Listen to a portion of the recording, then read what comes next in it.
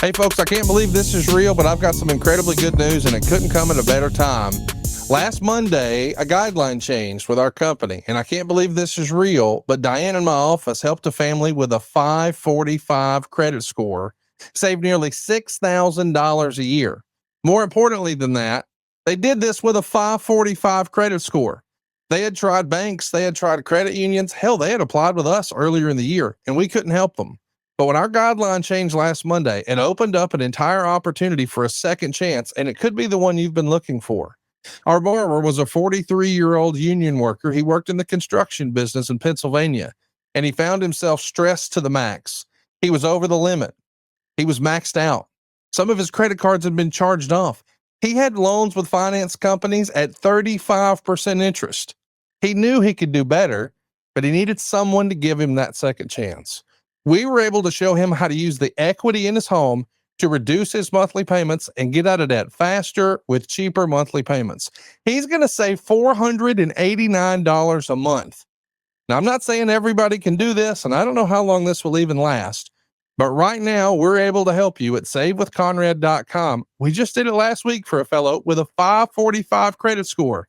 And this is the part that blew my mind. I can't believe this is even real. He didn't even need an appraisal. No appraisal. It's fast and easy. And I know what you're thinking.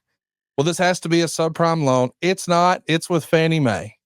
Well, this has to be at a crazy high interest rate. It's not. It's with Fannie Mae. Well, this has to be a balloon payment. It's not. It's with Fannie Mae. This is a fixed rate solution for people who really need a second chance. And if that defines you, go get a quick quote right now at savewithconrad.com. And did I mention no house payments for 2 months? If you haven't already, you don't have to make your December or your January payments. So don't worry about putting Christmas on a credit card. We're going to pay those credit cards off together today at savewithconrad.com. And come February 1st, you're going to have a cheaper monthly payment. But imagine if you got to take a Christmas vacation for all of your bills in the month of December and January. We've eliminated that holiday stress. Now you don't have to worry about making a New Year's resolution to save money. You did it right now. Go get a quote for yourself right now at savewithconrad.com or send me an email at conrad@savewithconrad.com. Tell me what your problems are and we'll find a solution together at savewithconrad.com. And as always, we don't have an application fee. There's no cost. There's no application fee. If we can't save you money, we won't waste your time. But what if you could make life a whole heck of a lot easier? That's what we're talking about. My buddy in Pennsylvania is saving $6,000 a year. Find out how much money you can save right now for free. But let me ask you this. What happens if you don't check out savewithconrad.com? Think about that, and let's start saving some money together at savewithconrad.com. NMLS number 2129, equal housing lender. Savewithconrad.com. What happened when? WHW Monday. And now, let's go to the ring. And here's your co-host. Hey, it's Conrad Thompson. Hey, it's Conrad Thompson, and you're listening to a whole new era of What Happened When with the voice of your childhood, Tony Schiavone. Tony, what's going on, man? How are you? How about that, buddy? Dude, bravo to Mr. Mikey Ruckus, theme Yeah. extraordinaire. He's made more themes than we can possibly count. He is the official man behind the music of AEW and now the WHW theme song. And shout out to Chris McDonald for overnight, in short order, putting together a pretty phenomenal little countdown video. Greatly appreciate the work of both Mikey Ruckus and Chris McDonald. We got a new look and feel today, dude. That was pretty damn cool. I got to say, you're right about Mikey and Chris. Great work by both of them, and I'm really happy about it. You and I were talking before we went on the air here that when I was talking to Mikey Ruckus, he said, "So what do you like?" I said, "Well, I love 80s music," and so and he said, he said, "Let's do a little Def Leppard type theme," and so there you go. And yeah, and Chris really did a great job putting all that together. Wow, we're coming up on what, our 7th year?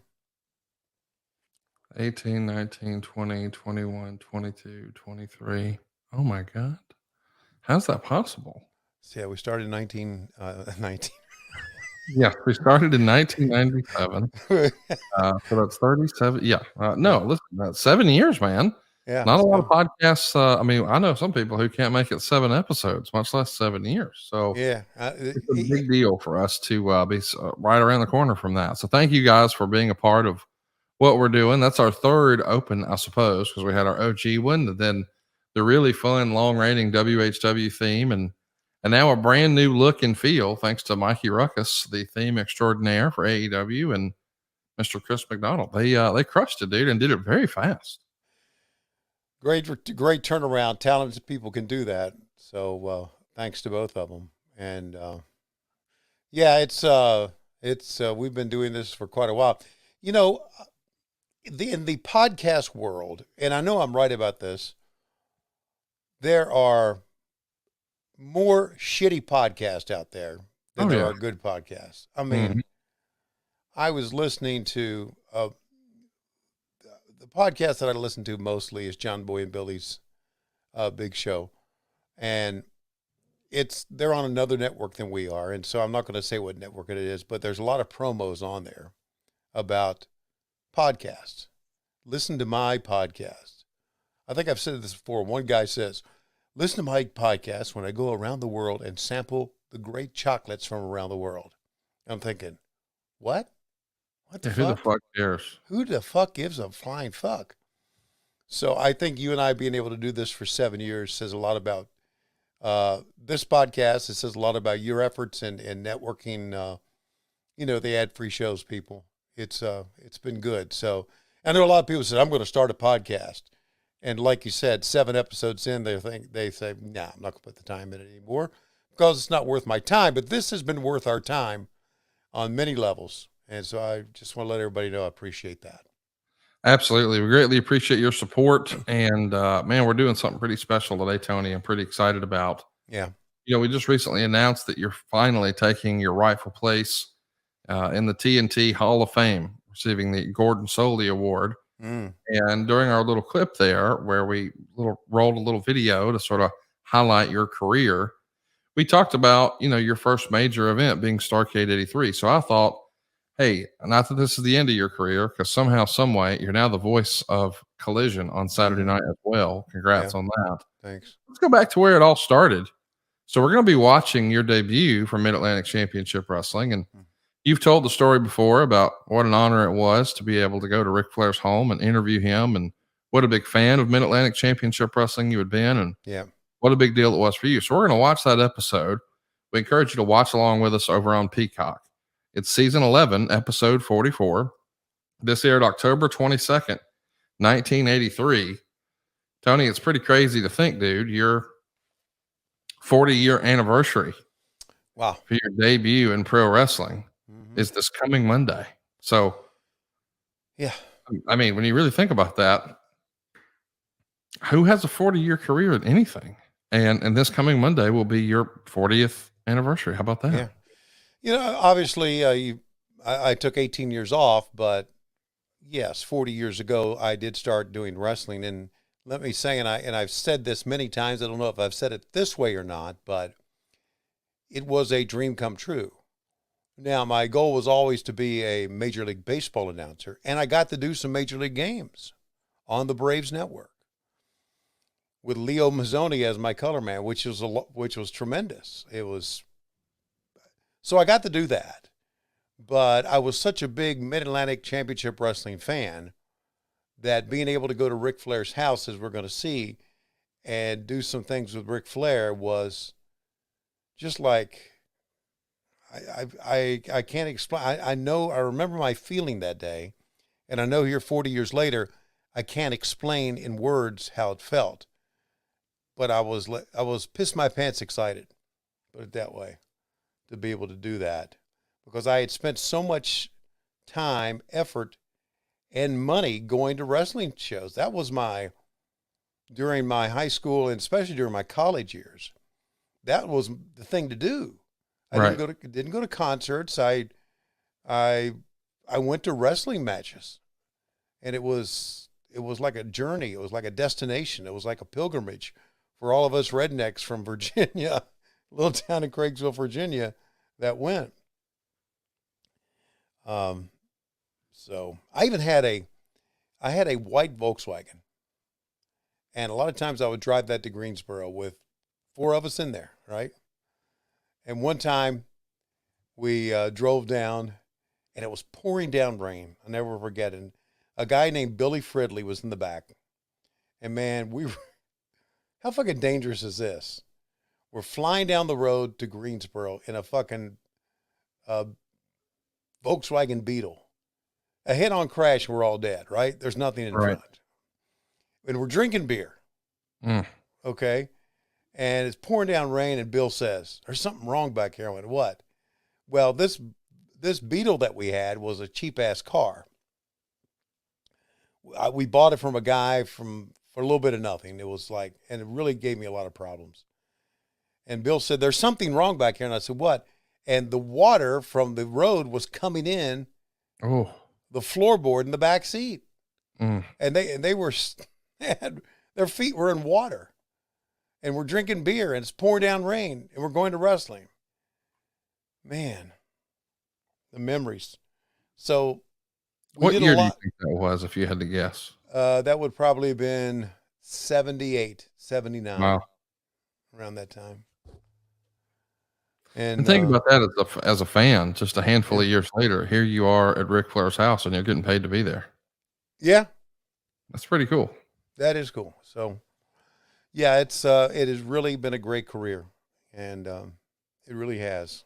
And I did realize that this past Saturday when I started doing Collision, and how about that, dude? I mean, what a vote of confidence. Here you are, right before your 40-year anniversary, getting another gig in prime time on TNT. I had told Tony, and this was months ago. I had told Tony, I said, I would like another chance of doing play-by-play. And I said, I could probably do Rampage.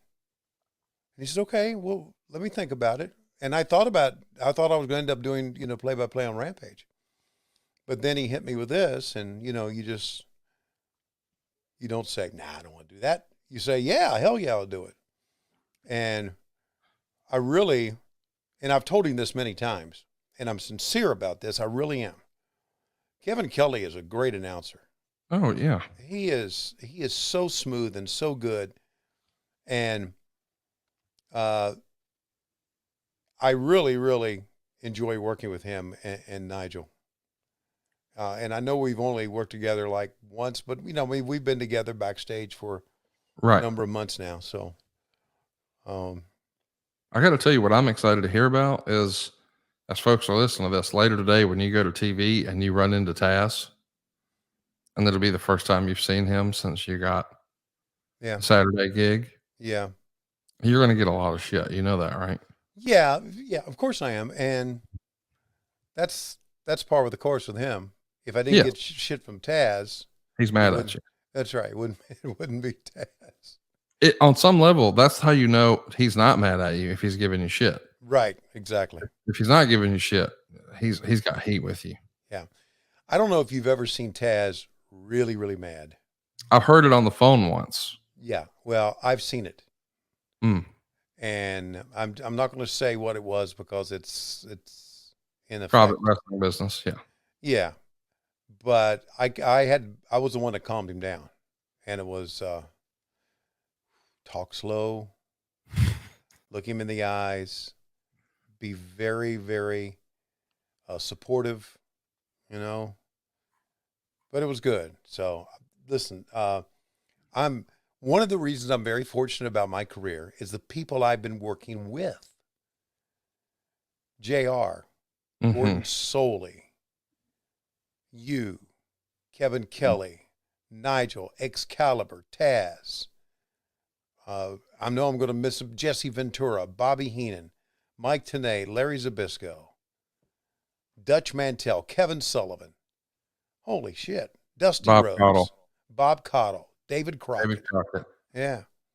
How about the long laundry list of just tremendous announcers and great people that I've worked with? It's just absolutely amazing to me. So.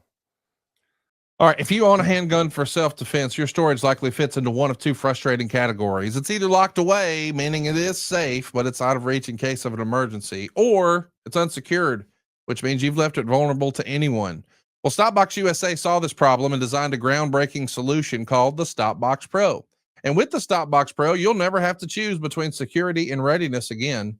Its ingenious push-button locking system gives you fast, reliable access when every second matters, without the hassle of keys or reliance on batteries. We're talking 100% mechanical, so it works every time, no power needed. And with the Stopbox USA, you can finally have both security and readiness. The Stopbox Pro's mechanical keyless system allows for fast, secure access without the risk of fumbling for keys when every second counts. It's also battery free, so you don't have to worry about your lock not working. And with the holidays coming up, I don't think there's ever been a better time to upgrade your home security or give the peace of mind to someone you truly care about. Whether it's for your own nightstand or a loved one who takes safety seriously, the Stopbox Pro is going to deliver the perfect balance of protection and preparedness. All Stopbox products are proudly made in the USA and in their own facility. Not only does this ensure the highest quality craftsmanship of every product sent out, it also creates meaningful jobs and opportunities for American workers. Traveling with peace of mind is easy because the Stopbox Pro is TSA compliant. You can securely and conveniently transport your firearm through checked baggage airline travel. How about that? The holidays just got a little safer and a whole heck of a lot more affordable. For a limited time only, our listeners are getting a crazy good deal.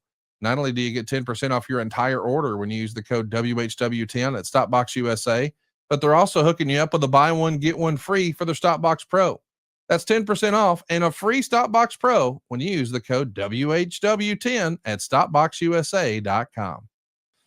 You know, whenever I think about Blue Chew, I think about some of the great or more prolific swordsmen in wrestling. And we've had a little fun checking in every now and again over the past couple of years with our old pal, Marty Jannetty. Yeah. And we are going to be watching your debut for Mid-Atlantic Championship Wrestling very soon. So if you haven't already, what are you waiting on? Fire up your Peacock. It's season 11, episode 44. Yeah. It went down October 22nd, 1983. So as you're listening to this coming Monday is Tony Schiavone's 40th anniversary in wrestling. Show him some love on social media. But social media is where Marty Jannetty lives these days. And I thought, Tony, we had so much fun sort of checking in with him a while back. We should check in again. So let's see what old Marty's up to, Tony. And I'm going to share some of the social media posts here, or have our crack producer Dave Silva do that. And if you could just go ahead and read the social media posts here, the Facebook post to be specific for our listening audience. Or, of course, you can watch over on YouTube at WHW on YouTube.com. Let's see what he's up to.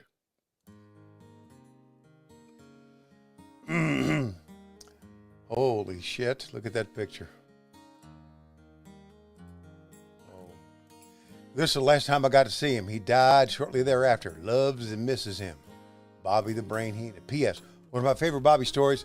We were sitting at a bar, imagine that, in Las Vegas. The girl I picked up that night, her alcohol finally hit her hard, and she was sitting between me and Bobby when she said to me, "Can I sit on your face?" And not even a third of a second went by, and Bobby says, "I can take my glasses off first, or can I take my glasses off first?" How great is that? Oh, man. Here's another one from October 9th. Ever tried eating soup with a fork? It wasn't easy. Here's one from October 4th. How would you describe that photo we're looking at there, Tony? That is a trash can full of Bud Lights. Overflowing trash. Overflowing trash cans, which sometimes you put ice in a trash can and ice down your beer, but this is the aftermath. Yes. Yeah. Ever played Jenga with beer cans? Where would you put the next one? It ain't even 11 a.m. yet. LOL. Unreal. And he might have been right about the party. It never ends. 11 a.m. He's putting in work. If he's already downed all those by 11. Yeah, and a lot of people may call bullshit on that, but with him, I don't think that's bullshit. I don't know if it's bullshit. Yeah, you never know. You never know with the rednecks. This is all caps. All Christians and kids under the age of 2, stop reading this right here. Fair warning. Okay, so last night I was donating sex to this very skinny girl. So skinny that my psychonads kept bouncing off the bed, hitting me in the middle of my back.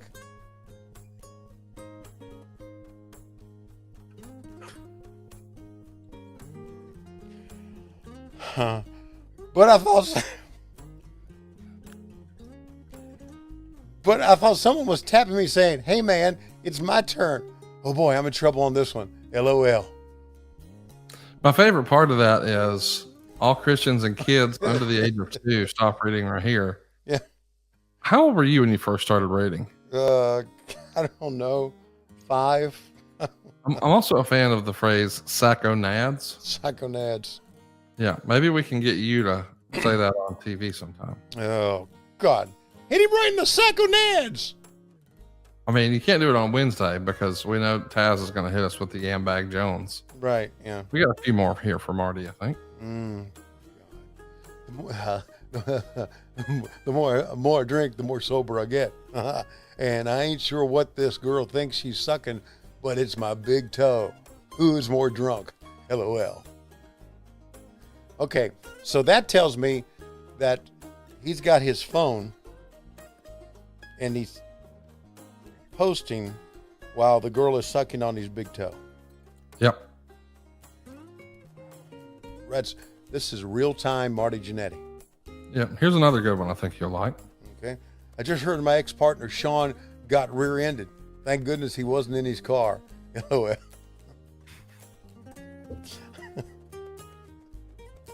I got another one here, I think. Sean would be his, of course, Shawn Michaels. Oh, is that who he's talking about? Yes. Okay. Well, I mean, yeah, right? SHAWN? Spelling, yeah. Yeah. I'm not sure how this happened, but I'm all out of hose today. How would you describe the photo we're looking at there, Tony? Okay. This is like on the left, it's like a dwarf kiss reject. Okay. And then on the right? It's like a dwarf flew out of Gene Simmons' ass. Okay. And on the right, it's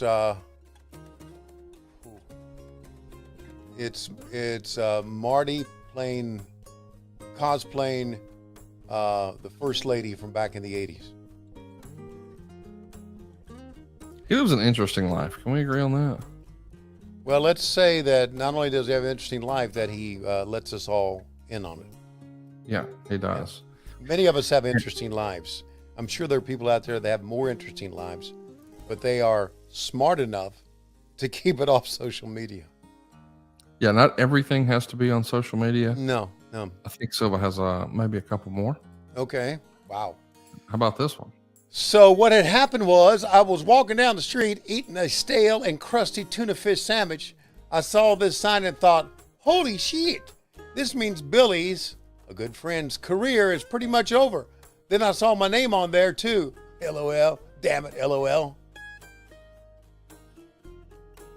Wow. I just had sex with a rabbit and it really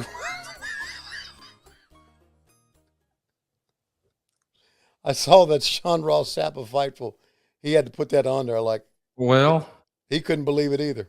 When you see genius, you share it. And yeah, I don't know, man. I think maybe we should cut out.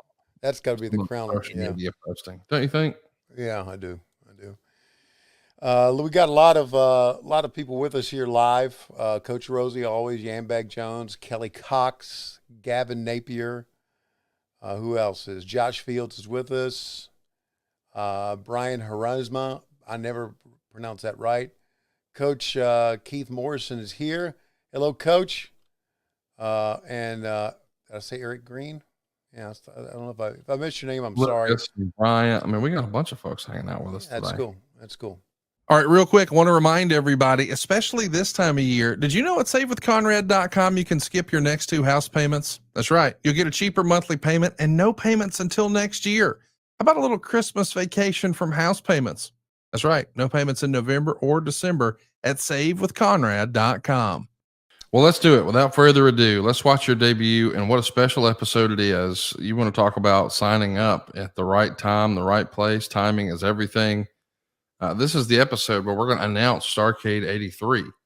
And I mean, this is real wrestling history, and this is going to hit you right in the feels, Tony, because this is what you grew up on. And again, as folks are listening to this coming Monday is Tony's 40-year anniversary in the wrestling business. So pull it up, season 11, episode 44, October 22nd, 1983. Tony, I'm locked and loaded on my side. Are you ready to roll on your side? I'm ready to go. I've got a intro. It's from DJ Turnup, and I think it's the one we played last week. I've kind of got disorganized with how many he sent, because DJ sent me like 500 of them. Oh wow, cool. Yeah. So anyway, DJ, this is you again, and on hood. No, that's not you. Hang on. On hood. No, that's not him. On hood. Yeah, I just like hearing that. On hood. By the way, our friend Crip Mac, friend of the show. Crip Mac. He's a man, buddy. No, here comes from DJ Turnup. A shout out to Devin Wheaton. I'm not doing Tony Reed's rap anymore. However, I was on the way to the airport in Houston, I believe, recently, and the driver had rap on. Oh, really? Yeah, and he looked at me, he said, "You okay with this music?" It was really a cool kid. And I said, "Yeah, that's fine." And he had a song on by Kanye West. And I listened to it, and I thought, that's a hell of a song. And he didn't say anything stupid, like pose or, You never know, homie. Might need some hoes, homie. You need to pump your brakes and drive slow, homie.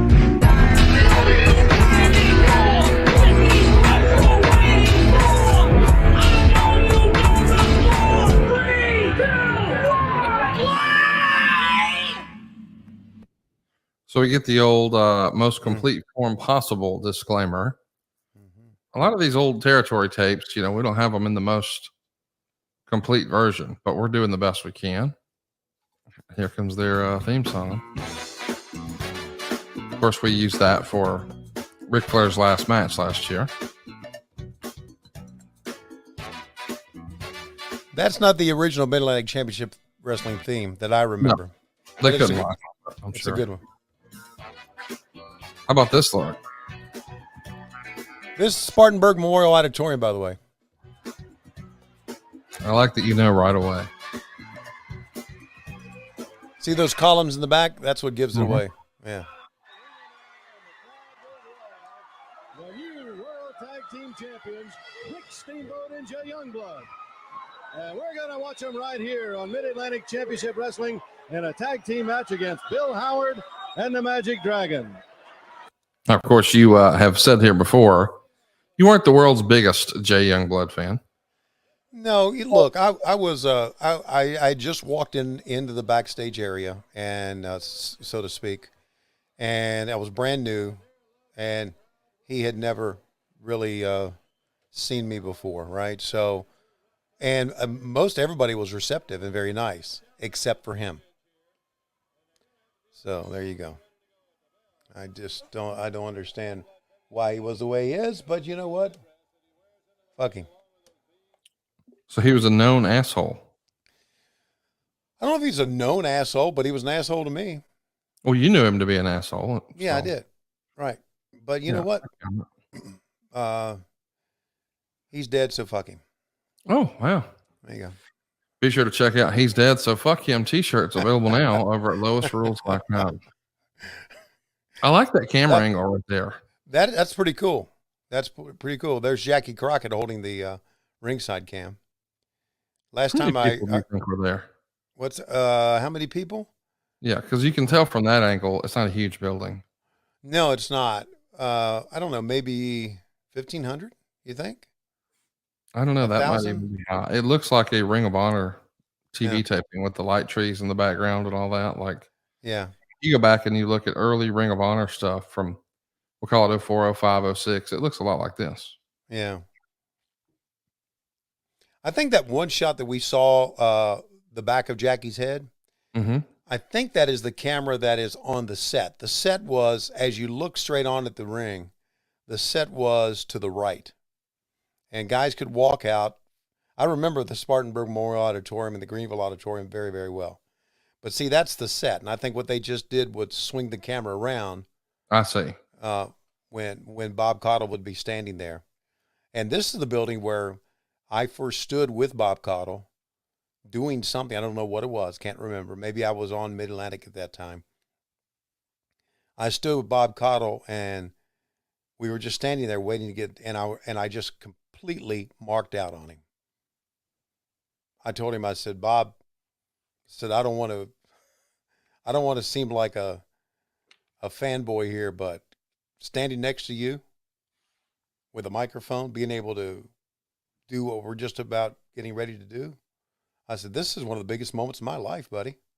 And he was so nice and polite and receptive. You know how Bob is. He's like everybody's grandpa. Yeah. And so that was a big moment for me. It happened right in that building. As you can see, there are risers in the back on that side for the fans. And on the other side of those columns, those are seats for fans as well. So they could put quite a number of people in there. This looks like the type of building that in the summer you'd sweat your damn balls off. Yeah. I don't remember that so much. I remember the Dorton Arena in Raleigh was the one that was brutal. Mm-hmm. Everybody hated working there. Everybody did. Because it was It's like a beautiful sauna. building from the outside. Like it looks, with all the windows and stuff, it looks fantastic. But It does, yeah. yeah, But it's because of all the glass and everything. It would get heated up. Look how young Steamboat is. But you know, with the exception of gray hair now, he looks pretty much the same. dude, he doesn't age. He keeps himself in phenomenal shape. I'm Yeah. sure he's got a really strict diet. You can tell he's in the gym all the time. I guess old habits die hard. Yeah, he was a phenomenal star in the Mid-Atlantic. Phenomenal star. And I know fans remember him on a national basis, Ricky the Dragon Steamboat, and of course, WrestleMania 3 against Randy Savage, and then coming to work for WCW. But this was where he made his name. Ric Flair was the man he made his name with. And when we talk about Ric Flair matches, everybody thinks of '89 and that series with Flair and Steamboat. But there were so many phenomenal matches that fans on a national basis or even on a regional basis never saw unless you went to the Greensboro Coliseum. I saw them go 60 minutes in a steel cage in the Greensboro Coliseum and then come back and do 90 minutes on the return match. A 90-minute Broadway, as they say. Think about that. Yeah, 90-minute match is crazy. Yeah, 90 minutes, crazy. Steamboat's got many great stories about that. He's a great storyteller about that. But that, again, the greatest Ricky Steamboat and Ric Flair matches were not seen on TV. Yeah, they were in the 70s, right? In the 70s, yeah. I believe I got it right in 78, or it may have been 77, but it's right around that time. 78, 77 is when he made his debut. And I remember, he came in, he had that lei on, right? And he was so handsome, had a great smile. You knew immediately he was going to be a star. And then he faced Ric Flair for the Mid-Atlantic Television Championship on Mid-Atlantic Championship Wrestling and beat Flair. Instant star.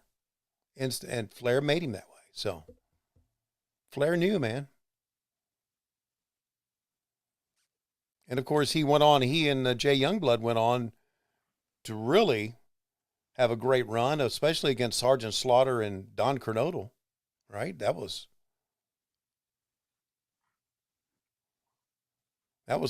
called the final battle in Greensboro. There you see they get the win. And how about the replay, the star effect, the big crossbody off the top? Yeah. You ready to hit pause when they go to break? No, let's keep rolling through. All right, let's keep rolling through. 3, 2, 1. Come on, keep rolling. There you go. How about the, I like that. Stay tuned for announcement.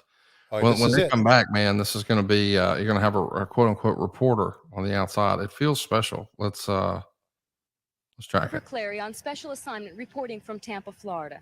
Across the street is the Hyatt Regency Hotel, where at this moment a special meeting of the National Wrestling Alliance Board of Directors is in progress. The primary purpose of this meeting is to select the site for the big return match. 7 times NWA World Heavyweight Champion and current champion Harley Race of Kansas City is to defend his title against the challenge of the former World Heavyweight Champion and current #1 contender Nature Boy Ric Flair of Minneapolis.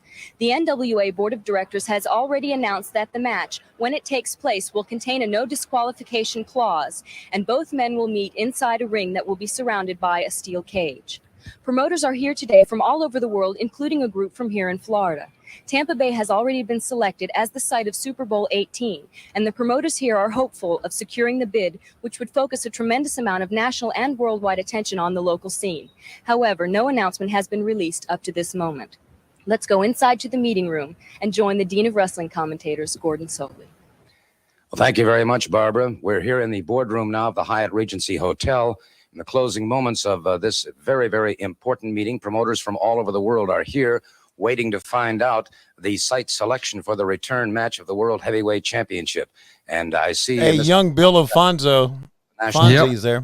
Entering the room at this time. With that little afro. And, in just a moment or two, he will be making that all-important announcement regarding this return match. Let's turn it over now to Mr. Bob Caudle, president of the NWA.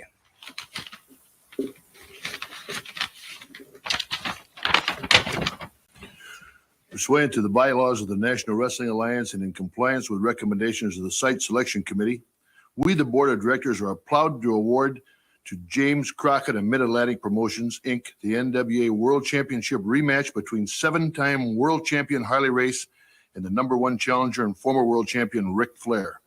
Special vote of thanks to all the other promoters from all over the world who bid for the match. The unique qualities of Mr. Crockett's bid made his organization the unanimous choice of the board. Congratulations, Jim Crockett.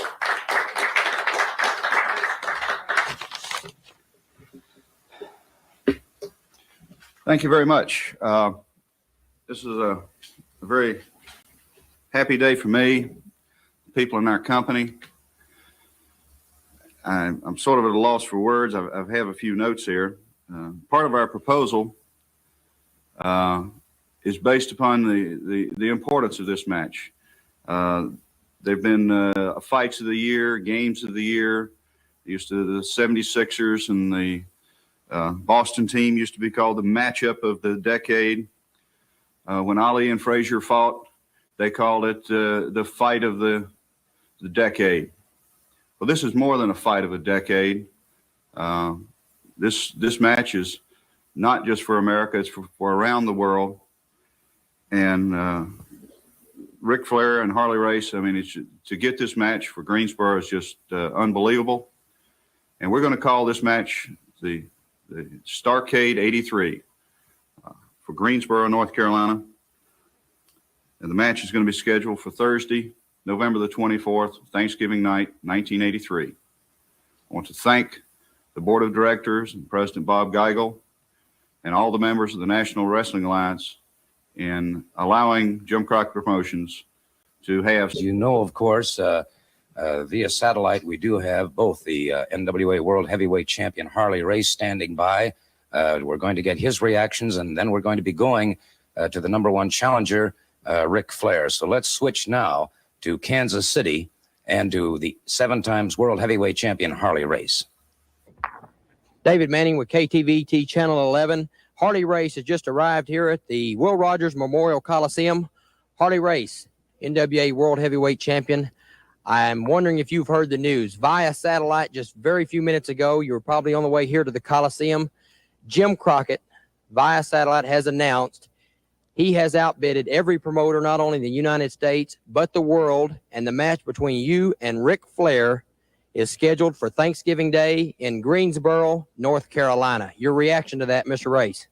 My reaction to that is what I figured it would be when I knew all this was coming down. They're all in Tampa, Florida, bidding on this. Well, I had people in there bidding too. Evidently, Crockett has come up with more cash than any other man in the history of the world is willing to come up with. But let me tell you something, Crockett. It's not making me the least bit happy going to Greensboro in Flair's backyard to wrestling. But if that's what every promoter on the face of the earth have arrived at, then that's the way it will be. But let me tell you something, Crockett, and also you, Ric Flair. Crockett, you just arranged a match to eliminate Ric Flair from wrestling. You have put up the money to eliminate a kid from wrestling. And Flair, let me tell you this. I promised you that I would not wrestle you in North Carolina or anywhere else in the Southeast. Well, you've pulled your strings, you've manipulated your people, and you've done it very well. Bob Orton Jr. and Dick Slater did a job very well. But what they did is not one thing compared to what I am going to do to you. You've done what had to be done, I guess, as far as you're concerned. You've got it exactly the way you want it. You forgot one thing, and the most important thing of it all. I am still world's heavyweight champion. I have been there 7 times around, and I'm not going to let you or any other human being disturb that. There you have it, ladies and gentlemen. World champion Harley Race to face Ric Flair Thanksgiving Day Here it comes. in Greensboro, North Carolina. Certainly some most interesting comments from 7 times world heavyweight champion Harley Race. Drum roll, please. When was the last time you saw this, Tony? And to the Maybe 4 years ago. Ric Flair for his comments. We're at the home of Ric Flair, where we've just seen the news that Jim Crockett Promotions has received the bid for the World's Championship match between Harley Race and Ric Flair. Rick, it has to be a tremendous moment in your life. Oh, Tony, to call it a tremendous moment is putting it very, very lightly. I never dreamed that Jim Crockett Promotions would be able to bring this match back into the Southeast, much less Greensboro, North Carolina, which might as well be my home. You know, Jim Crockett is calling this event Starrcade 83, and I think that's fantastic. But over the years, a lot of the fans have said that I have a flair for buying nice clothes and a flair for buying fancy cars and a flair for wearing nice jewelry. And, you know, it dawns on me that something this fantastic and this magnificent in my life, I think that I'm going to call my quest for the World Heavyweight Championship a flair for the gold. And so a flair for the gold. Mr. Crockett, I find that a very interesting comment from Ric Flair. Well, not from Ric Flair. That is Ric Flair. I would like to make a few more comments, if I could, about this match, Gordon. 2 years from now will be the 50th anniversary of the forming of Jim Crockett Promotions. My father started promoting wrestling 48 years ago in the back room of a restaurant in Charlotte, North Carolina. His dream was to bring the best wrestlers in the world to the Carolinas and give the people the matchups they wanted to see. My father died 10 years ago. He never saw Ric Flair. I think he would have thought Ric Flair was one of the greatest wrestlers of all time. He will have the opportunity on Thanksgiving night to prove it. Only 3 men have ever regained the title a second time. It is a great deal of pride that my 2 brothers, my sister, and I were able to put together this proposal that the NWA accepted, and that we can have the match that's bigger than the century, but as we call it, Starrcade 83. And again, I would like to thank you to the fans who have supported the wrestling in the Carolinas and Jim Crockett Promotions. It is for you that we have done this. Thank you. There you have it, the comments from Jim Crockett himself, the gentleman who has successfully bid and has received the site selection for the return match between 7 times world heavyweight champion Harley Race and the #1 challenger and former champion Ric Flair to take place in Greensboro, November 24th. And I might just point out that promoters and gentlemen from all over the world have been bidding on this. Eddie Graham in attendance here today, people representing Japan, Mexico, London, and all parts of the United States. Certainly a most auspicious occasion. It's too bad that we here in Tampa couldn't have garnered it along with the Super Bowl 84, but certainly the uniqueness of the proposal offered by Mr. Crockett, as you heard President Bob Caudle say, made him the unanimous selection. Our congratulations to all of you in the Greensboro area. You've got a great event upcoming on November 24th. This is Gordon Soley on special assignment in Tampa. Depends how outstanding that is. It's going to be Starrcade 83. That's the announcement. And what an event it's going to be. And I know that Jim Crockett and his family have to really be proud of that tremendous accomplishment. And we're going to be back. We'll have more action right after we take this brief time out. All right, fellas, let's talk about wieners. One of our favorite topics here on What Happened When. What happened when Tony's wiener got so hard even a cat couldn't scratch it? That's the question that we're going to answer with our friends from Blue Chew. You see, Blue Chew is not just a tablet. It's a cheat code for your crotch. Stronger, harder, longer lasting. Like somebody gave your downstairs a pep talk and a gym membership. Blue Chew is the original brand offering chewable tablets for better sex. I'm a big believer in this product. I know Tony is too. If this thing was around in the 80s, he'd have twice as many kids as he does now. Guys, we're not just talking about performance. We're talking about your legacy or your third legacy. You know, here's the deal. Tony has often referred to himself as a button on a fur coat. Well, that was pre-Blue Chew. He's got that go-go gadget dick now, and you can too. Discover your options at bluechew.com. And we've got a special deal for our listeners. As always, get your first month of Blue Chew free. That's Tony's favorite price. Just use the promo code WHW at checkout. Pay the $5 for shipping, and that's it. They're going to get your gimmick real hard. Join Blue Chew's mission to upgrade humanity one thrust at a time. Head on over to bluechew.com for details and important safety information. And a big thanks to Blue Chew for sponsoring today's podcast. And I hope they start making donut pillows for Lois. Let's get back to the program. So we're at 1845 on season 11, episode 44. I count us back in here in 3, 2, 1, play. We see Dick Slater, easy for me to say, stomping around the ring, taking off his robe, and we're going to get to some action. But man, I love that segment.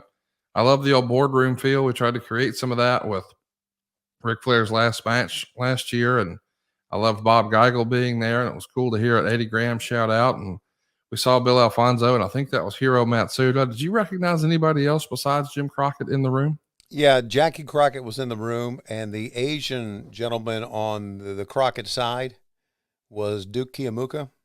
Okay. He was the father of Pat Tanaka. That was Pat Tanaka's dad. Duke was very instrumental in the NWA back then, so he was there. And of course, Bill Alfonso, and then the guy on the Alfonso's left, I didn't recognize him. At first, I thought it might have been Mike Graham, but it wasn't.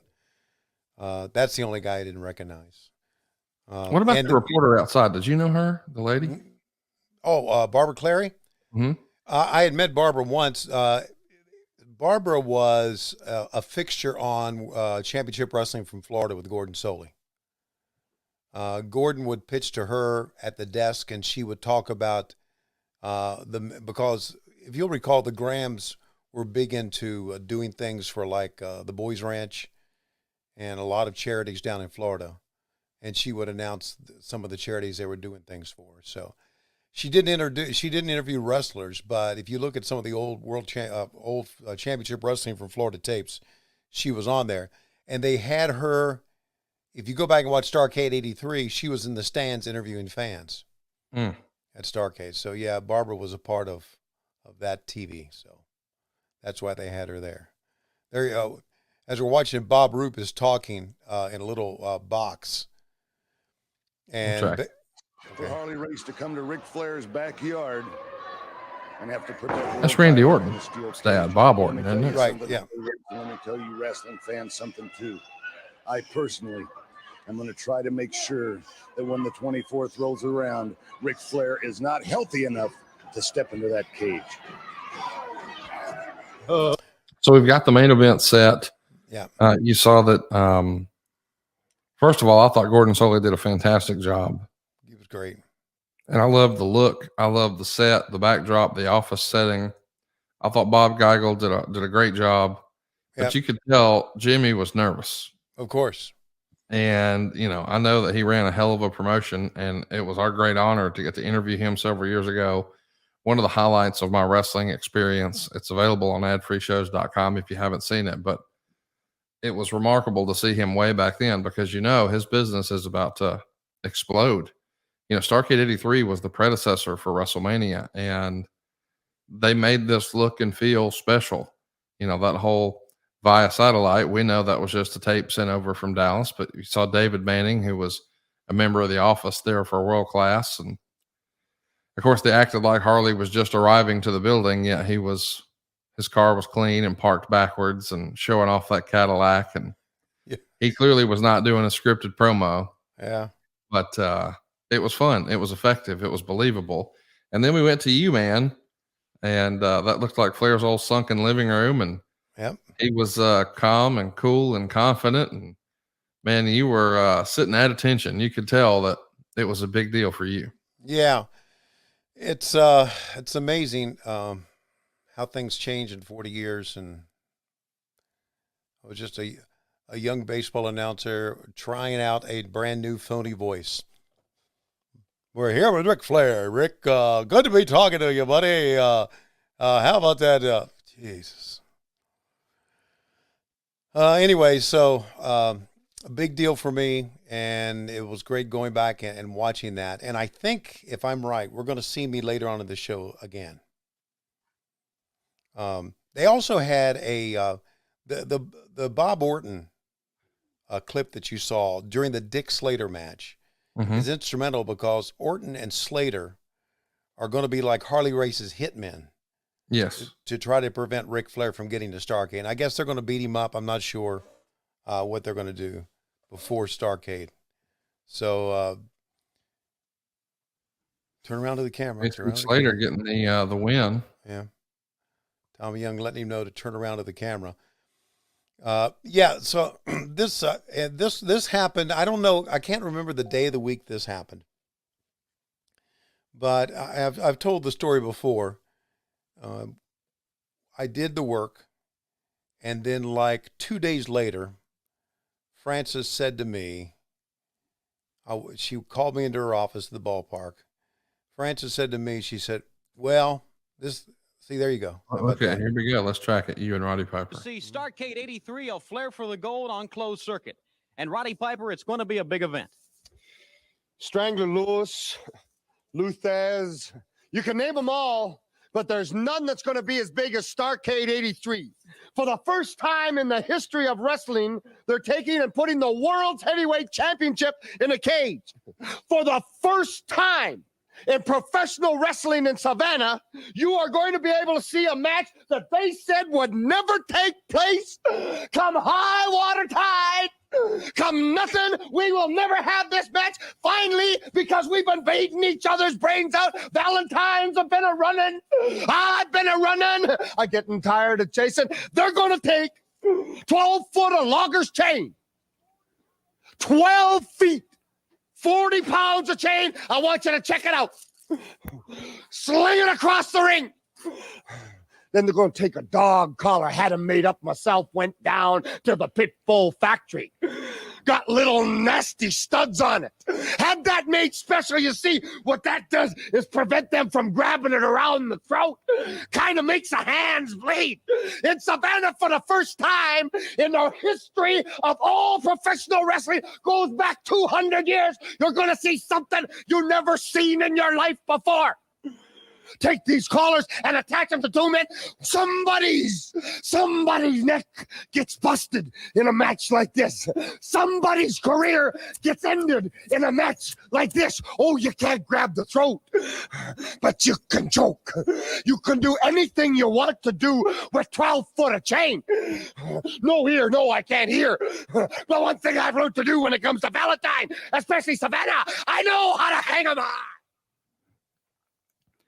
You could tell, man, the charisma just dripping off Roddy Piper there. Just so everybody understands the context, this is October of 83. 3 months later, in January of 84, is when we would see the debut of Piper's Pit for the WWF. Yeah. 16 months later is where Piper would be on MTV for the War to Settle the Score, doing all the mix-up with Cyndi Lauper. A month after that, 17 months after what we just saw, is the first WrestleMania. So it's pretty interesting when you take a look at the first Starrcade and the first WrestleMania. There are some people who were, able to bounce around from both promotions, but who better to be at the forefront of both than Roddy Piper?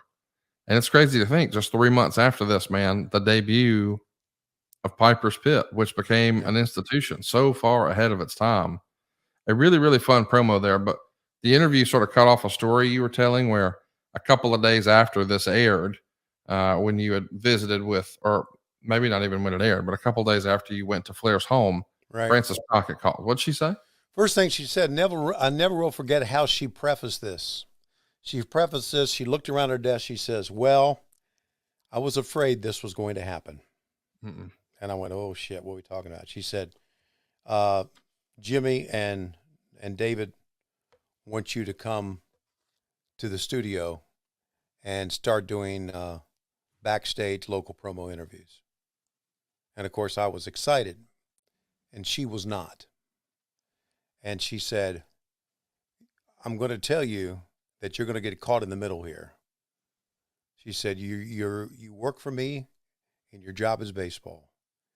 And you've got to really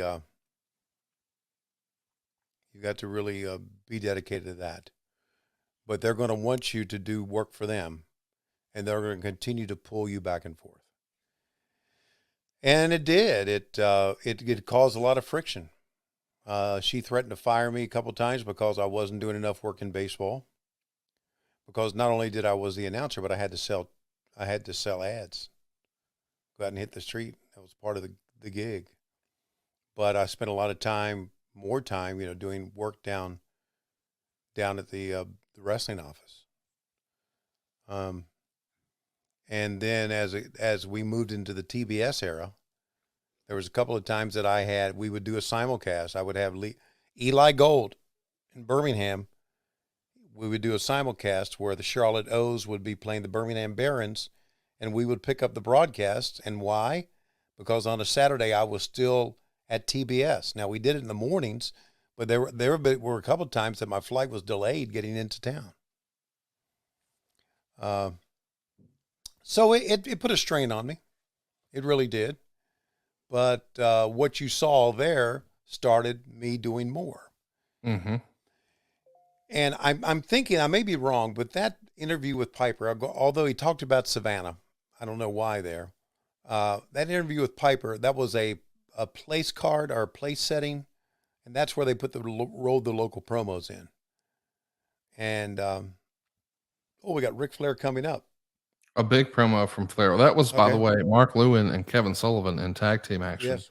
Here's Bob Caudle with Ric Flair. Let's hear from him. Feeling even more than that. Here you are. You're going to be one of the main parts of the biggest sports event ever. One of the biggest in history, Rick. Starrcade 83. What do you think of that? Let me start off by saying thanks very, very much to Jim Crockett and his family.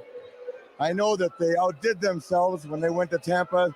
They're prepared to bid anything they had to, or prepared to do anything they had to do to bring this match into the Carolinas, into Greensboro. And let me say thanks to all the people out there that have written the letters and written the cards and have stood behind not only Jim Crockett Promotions all these years, but have stood behind Ric Flair. This is an example, I think, of what attempting to live right can do for you. Not that I've always lived right, but once in a while I've tried to. And that's the way I feel. This is the greatest thing that's ever happened to me since the night that I won the World Championship. This has given me a second opportunity in a cage match with no disqualification. And all I've ever said is that I need an opportunity to wrestle Race one-on-one, where he can't get himself purposely disqualified, where he can't have someone run in and save him, where he can't walk away from the ring when the going gets tough. This is all I've ever asked for. The rest is up to me. Now, Race and I have competed against each other for a number of years now. He's a tremendous champion. But I've always felt that given the opportunity, the right circumstances, I could beat Harley Race, and I feel I can do it now. The circumstances are everything is going my way. Greensboro, North Carolina, the cage, no DQ. I know there's going to be a lot of obstacles. I'm talking about Orton and Slater. So you got to watch them. That's right. But I'm ready and I'll be in the greatest shape of my entire life when I meet Race in Greensboro. I haven't always lived right, but I've tried. A couple times. But a couple times I've tried. Yeah, Rick. A couple of times. There's Bugsy McGraw here in this next matchup. But I'm thinking that the interview I did with Piper, I've told the story before that we were doing a lot of interviews that day, and Piper walked in the back. His flight just got in. He walked in the back, and Gene Anderson said, "Go do a promo for us." And he walked up with that chain around his neck and did that. It was the first time I held the microphone for him. And I thought, what a fucking talent. We got Angelo Mosca talking now in the little box, doing like a little boxes. Thanksgiving, a day to be reckoned with. November 24th. The two combatants, Ric Flair and Harley Race. Two people with a question mind to become world champion. One is a champion, one is got the word former attached to his name. And I assure you, Ric Flair doesn't like the word former. Somebody wants him to be a former when it's already been said and done. Man, the crowd was really hot for that, sort of drowning out Angelo Mosca. But what's interesting to me is, how different promoting is from then to now.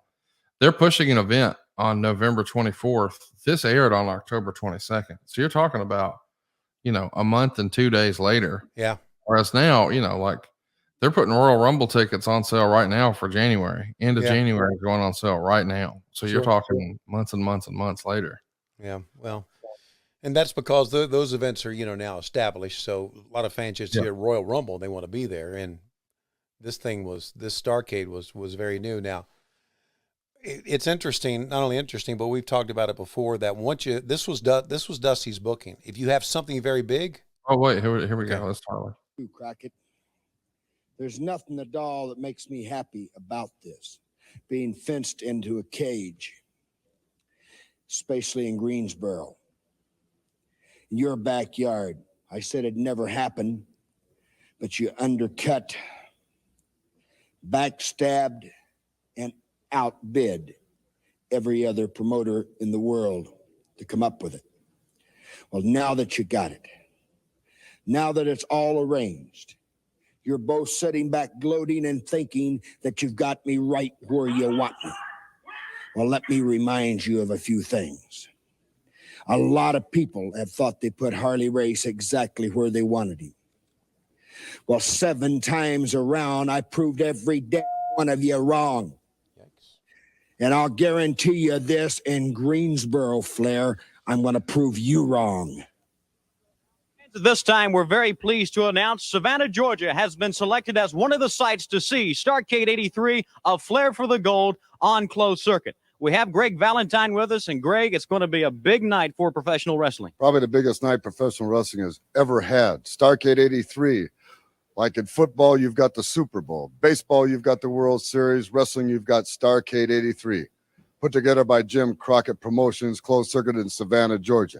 But I think it's a real downfall for the National Wrestling Alliance to sanction a match like Roddy Piper's been talking about, a dog collar match, putting me, the greatest United States champion of all time, with a dog collar around my neck, with a 20-foot chain linking us and Piper together. I don't like it, and I'm going to try to get out of it, but it has been signed. They say I've got to show up. Piper, just remember, it's a dangerous match. It could be dangerous for you. Hey, did you know you can own for less than your current rent? We can help at savewithconrad.com. Stop throwing your money away on rent. You don't know any wealthy renters. Start building wealth for your family with my family at savewithconrad.com. Let's do a countdown here. We're at 35:50. And we'll get started here again in 3, 2, 1, play. And we see the Assassins. Of course, one of those is Nick Patrick's dad, and there's Paul Jones. But man, that promo from Harley and then a promo from Greg the Hammer Valentine, we're cooking with gas. We're really hammering Starrcade. Yeah, this is obviously a Savannah tape because we are promoting the closed circuit in Savannah because we closed circuited everywhere. In your talks with David, did they ever talk about how much they made or how well they did on the closed circuit places? Because they would close circuit it to here in Savannah to Greenville, to many of the places in the Mid-Atlantic? No, we haven't gotten there yet. We've been discussing 1985 right now, so we haven't gotten to 1986 yet. But we're right around the corner from talking about Starrcade in '85. So we'll certainly be talking about that in the coming months. We got lots of questions from our live studio audience. By the way, when you sign up for the WHW Monday Patreon, that's patreon.com/WHW Monday. Not only do you get the shows early and ad free, but you also get to be a part of the live studio audience. Bryant has a question here. Okay. Bob Caudle and Gordon Soley do the commentary for Starrcade. Yeah. I think that's the only time I remember them together. Why do you think they didn't work together more often? Because they were in different territories. Bob was in the Carolinas and Gordon was in Florida. And Gordon did championship wrestling from Florida. Bob did Mid-Atlantic Championship Wrestling, and they wanted to be, it was obviously they wanted to be different. So that's the reason. Can I inject something here? Interject something? Please. The other assassin, the assassin that you're seeing right now is Hercules Hernandez. Oh, wow. Okay. Yeah. He's going to go on to do pretty well for himself in the WWF. Yeah. Or as we called him back then, he was Ray Hernandez, and we called him Ray, and he was and Jody did all the talking for him. Mm-hmm. And Ray would just stand there. Really strong promo. Yeah. Oh, man. He was great. So anyway, I just wanted to throw that in as the assassins are in the ring. No, I'm glad you did. Yambag Jones wants to know, is it me, or did it still look like Steamboat could go when he showed up on Collision? Yes. He could, but he wouldn't because Steamboat's had his injuries and had his problems. But physically he could go. But I think he did his last match last November, Starrcade weekend or WrestleCade weekend in Raleigh at the Dorton Arena. It's funny because Steamboat's appearances that he made for us, I was kind of the middleman there because I know Ricky and Tony would go to me and said, we need Steamboat here. Can you talk to him about this and that? And I would talk to Ricky, and Ricky would be very cautious at the beginning and say, well, I don't want to do this, and I don't want to do that, and I don't want to do this. But then when he got to the arena, it all changes. It all changed. He got into the excitement of it. And it was just great working with him. It really, really was. Bryant wants to know, when you did interviews for the first time with all the wrestlers, who was the one person you were most excited to meet and interview? It was Roddy Piper. There was no question. Piper did the best backstage interviews of anybody. You saw how animated he was with the dog collar. That's how he was in all of them. So there was no question it was Piper. The one I was most excited to meet was later on WCW Saturday night at Center Stage when I got a chance to interview Blackjack Mulligan. And I even said it in that interview. I don't know where it is. I said in the interview, I said, I was a big fan, and it's a big deal for me to hold the microphone for this man, Blackjack Mulligan. So that was the exciting moment for me.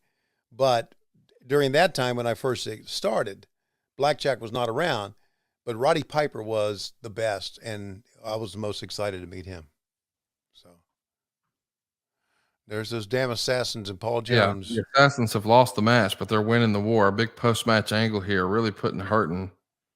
Bryant wants to know, will there be a top guy / low-key big hog event at the Hall of Fame for all of us to help Tony celebrate properly? I know I'll be there. Oh, Stay tuned, man. We don't have an official plan yet, but that sounds like a good idea. It certainly crossed our mind, but we got to work out some of those logistics. But we're just excited that he's in the Hall of Fame. Oh, look who's coming to make the save to a big pop. There's your boy Bugsy. Bugsy McGraw coming in. Clearing it out with a chair. And this is the era where steel chairs were not really commonplace. I mean, years later it would be, but 1983, steel chairs weren't super common. Yeah. Hey, I also want to make note. Oh, look, he's going after Jody's mask. After the mask. I think it's worth noting because she was our friend. The late great Peggy Latham is in the stands. Oh, do you see her? I believe that is her with the red, white, and blue and white sweater on. The cameraman's right in front of her now, walking right past her. I see. Oh, yeah. I see. Yeah. She was at all And I the miss events. Peggy. Yeah. No, I miss Peggy. What a I great do too. human being. One of the nicest, most fun, most genuine people Yeah. who just absolutely loved this era of professional wrestling. And now that I look, I may be wrong, but I thought it was her. I know that's a lot of her friends that are there. And she came to all the events. So she's around there somewhere. Yeah, I think that is her. Yeah, I think so too. Anyway, what were we talking about before? We were talking about how excited you were to meet Roddy Piper. Yeah, it was great stuff. It really was. Oh, we were also talking about that question about all of us coming to the Hall of Fame ceremonies. Oh, look, another promo from Valentine, too, in the same night. I guess one was local. Right. That's all I think I would have to say to you. Well, Bob Caudle, I would like to convey to the people, the wrestling fans out there watching the TV program, how I feel about what the National Wrestling Alliance is doing to Harley Race. They are setting him up. You understand me? He is the greatest world champion of all time, just like I'm the greatest U.S. champion of all time. 7 times. And the 7th time he won that world championship, he beat Nature Boy Ric Flair. Now he's got to come back. Got to come to Greensboro, North Carolina. Ric Flair, might as well say Ric Flair's hometown, his home ground. You know, like baseball, football, basketball, you know, these particular sports, somebody has their own hometown behind them. Home court advantage. Well, that's right, home court advantage. Well, Ric Flair is going to be just like being at home in Greensboro in that ring right there. And Harley Race, I can just say I feel sorry for Harley Race because Flair has the advantage. He's going around riding on Crockett's coattails because Crockett's got a lot of money, and they brought it into Greensboro, North Carolina. You know, I would feel the same way if Roddy Piper got the National Wrestling Alliance to condone a chain match or a dog collar match, whatever you want to call it, a Scottish death match. I would feel the same way. It's a disgrace, and I'm disgusted at the National Wrestling Alliance. All right, fans, the U.S. champ Greg Valentine right there, Gary Hart and Dick Slater. Gary? Well, I would just like to make a quick little, give you a little of my philosophy. If the National Wrestling Alliance really would like to do something and not be prejudiced, they should remove that mask from Charlie Brown, who everyone knows is Jimmy Valiant. All right, Dick and Dick Slater. Dick, we got just a few seconds in here. You know how elated I am? You know how happy I am about it? $25,000 I got a call from a man today. $25,000 he spent on getting rid of Ric Flair. Well, Ric Flair, you still got to contest with Bob Orton Jr. and Dick Slater before you make the grand. And see you next week. And until then, so long for now. Until then, so long for now. What a fun sign off, man. Yeah. I mean, how fun was that, dude? I like that song. So what'd you think, man? This Monday, 40 years in the wrestling business. That's where it all started. Do you get a little nostalgic seeing this back? Yeah, I do. It makes me think of my career, and it makes me think of how long I've been doing it. It also makes me think of how quickly things go by, because it was an exciting moment in my life, and in many ways it feels like it just happened. In many ways it feels like it was a long, long time ago. But more than anything else, it makes me realize how fortunate I've been on many stops in my career. I mean, I was just a fat redneck from Craigsville, and I got a chance to do what I love, baseball. I got a chance to do what I love, wrestling. And I've said this before. Everything that I wanted to do in life, professionally, I've done it, really. Yep. I did baseball, did wrestling, worked for the biggest radio station in Atlanta, WSB. When I got there, I remember thinking, hey, I would like to do some Braves stuff, and they put me on the Braves network. And then I said, hey, I'd like to do some Georgia Bulldog work. And eventually, through efforts of my own, I was the producer of the Georgia Bulldog network. and did some coaches interviews with Mark Richt, and did his show. And so everything that I wanted to do, every little goal of mine that I've wanted to do, I've done. And not many people can say that, because you got to persevere. I mean, you really have to persevere and hang in there. And I say hang in there. I tell kids all the time when they ask, give me some advice. And my advice is hang in there. And you've got to hang in there. You got to be around.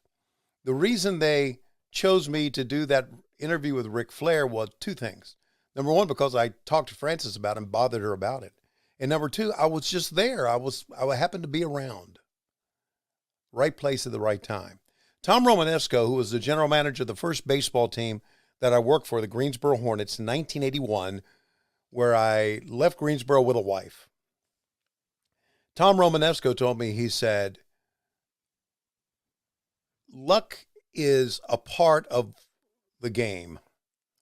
He said, but you make your own luck by hard work and just being around. And I really think that's the deal. I was around when they needed someone for the Georgia Bulldogs. There I was. They needed someone to do some work for the Atlanta Braves. There I was. When WCW went tits up, Tony Storm, thank you very much. When WCW went tits up, that day I had an interview with WSB and got a job there.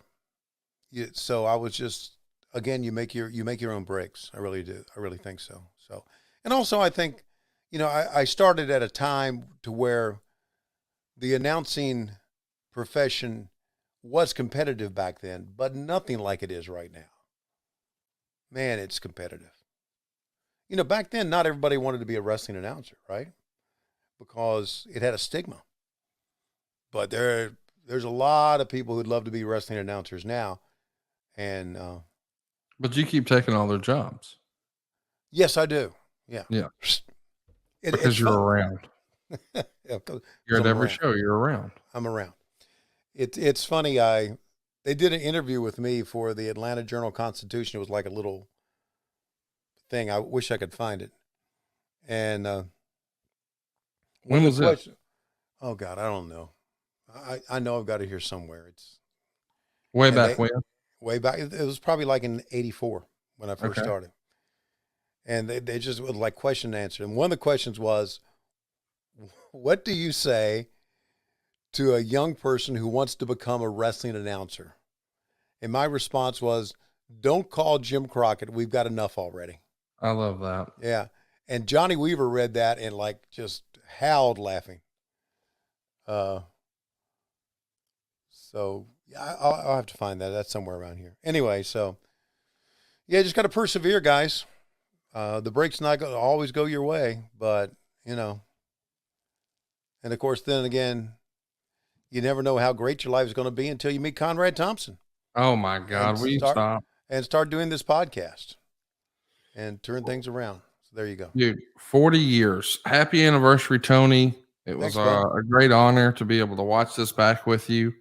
But right now, it looks like it's about that time. Ladies and gentlemen, it is about that time, but we appreciate everyone for being with us. We appreciate all the accolades. Did I say accolades? We count it. We okay, accolades. And our thanks to Chris McDonald, Mikey Ruckus for the new theme song, Dave Silva for being a fuck up, and for all of you with us on What Happened When. We come to you each and every Wednesday on Cumulus Westwood 1, but Mondays we come to you ad-free on Patron. Patreon.com/WHW Monday. And of course, adfreeshows.com. On Hood.